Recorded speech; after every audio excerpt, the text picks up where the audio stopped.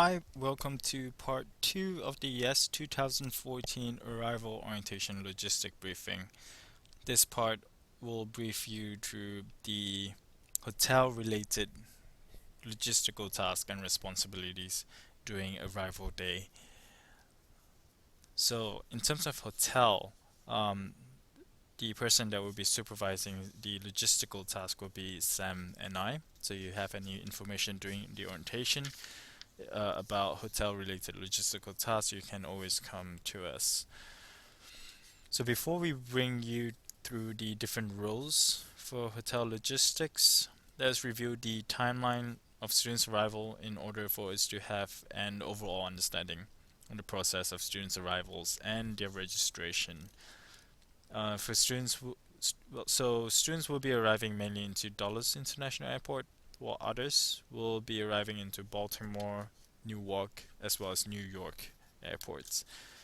So upon arrival, students will be placed on chartered buses to the Hilton Dulles Hotel, and buses will be dropping off students in front of the Belmont area. And once the buses are unloaded, students will then proceed to the luggage room to drop off their luggage before heading to the student registration tables that are organized by country of origin. So once the registration process is completed, students will then head back to the luggage room to collect their luggage and then to their respective rooms. So that's basically the timeline or the flow of how students will be arriving to the Hilton Dulles Airport Hotel. So now we are clear about the flow. Let's look into the students' registration steps. So for students' registration steps, registration volunteers are responsible in ensuring these steps are completed accordingly. The steps of the registration process are as follows. So step one, what you have to do would basically be checking off the student's name on the master list that is provided on the registration table. You would then, after that, request for students' passports and DS 2019 and check them off from their master list as well, and place those documents into the tote bag provided. Now, the DS 2019 is a document that is usually attached to the passport, but sometimes students might have them separately, so always remember to request for that specific document. After that, step 3 is to record students' bags, how many bags that they have checked in into their flights, and step 4 will be recording the student's room number. But at the same time, just to let you know that you might already have the rooming list, the reason why we need you to check their room number again is to make sure that it's aligned and it's properly synced to the rooming list that we have. So that's step 1. That's step 1, check off the student's name. Step 2, passports and DS 2019. Step 3 and step 4. Now after that, you would have the students to sign a student stipend form. That will be a separate form compared to the master form that you've been checking students in terms of their passport, DS 2019, etc. So that you need students to actually sign on the form itself. And then step 6 will be handing students their respective workbook, name tags, and tote bags. So that's basically the registration steps. If you don't have to worry about this, the instructions will be given and provided on the registration table itself. What you have to do is to make sure that all these steps are being met. And if you are unsure of the details, we will also be conducting a quick on-site training during the arrival day itself to ensure that all these steps are fully understood.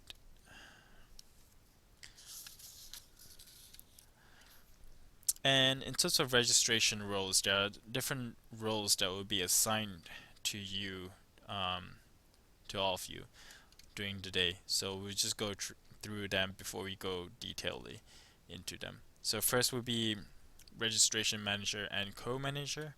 Then you have the room key manager, luggage manager, the registration volunteers, as well as the hotel greeters. So for registration manager and co-manager, um, the registration and manager and co-manager will assist AFS logistics staffs in overseeing and supervising the registration process and to ensure that the student registration process runs smoothly. And as the registration manager and co-manager as well, you're responsible in supervising the volunteers involved in the registration process, such as by making sure volunteers are aware of their roles and they understand their task during the registration process. You will also need to maintain constant communication with the room key manager in order to be aware of the available room keys from time to time. You are also responsible in collecting students' passports and DS 2019 documents after each country completes their registration process. Once you obtain the passports and DS 2019 from those from the registration table, you are then required to hand them to the AFS on-site admission staffs. If you're not sure who they are, we can go through over this during orientation day, so you do not worry about that. You are also responsible in collecting the registration master sheet after each country completes their registration process and hand them to the logistics staff or transport them to the AFS on-site office located at room 122. So remember the registration steps on the previous slide where we go through, collecting DS 2019, check them off, check the student's name off, putting their room number, make sure that's correct, as well as putting how many